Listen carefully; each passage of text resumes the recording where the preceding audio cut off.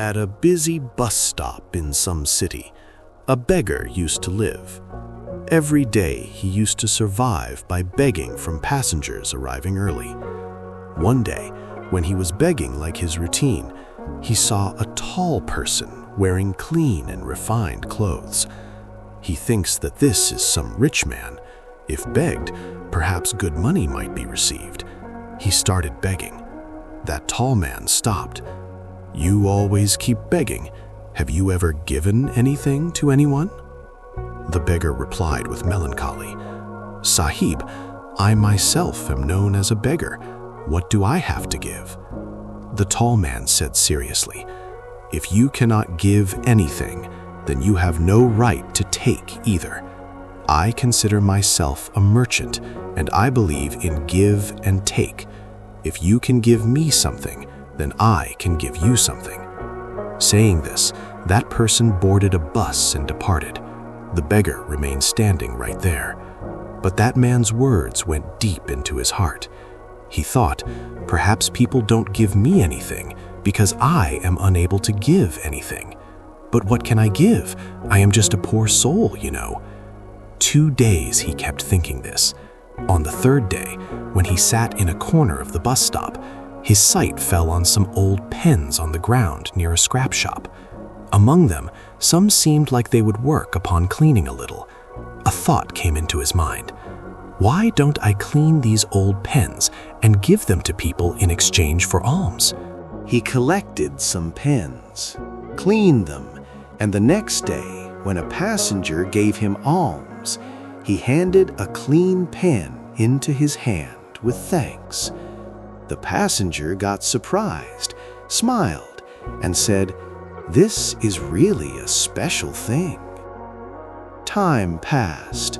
The beggar now every morning used to take old pens from the scrap dealer, clean them, and distribute them among people in exchange for alms. Soon, people started liking this style of his. Now he started obtaining more alms daily than before, because people understood that he definitely gives something or other back. One day, that same tall man passed through that same bus stop again. The beggar immediately went to him and said, "Sahib, today I have a special pen to give to you. If you give me something, then this will be your gift." That person smiled, gave alms, took the pen, and spoke, "What a matter! Today you too have become a merchant." Hearing this, a shine came onto the beggar's face. He became very happy. After this day, he started considering himself not a beggar, but a pen seller.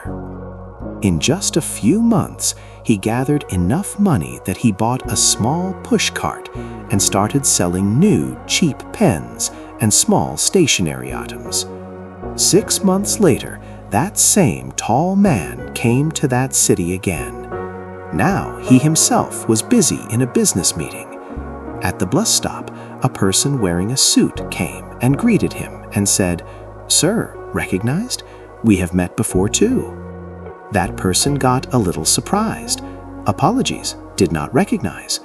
The person in front said, laughing, "The first time you told me the truth by giving me nothing, and the second time you gave something in exchange for a pen. I am that same beggar who is now running a stationery business."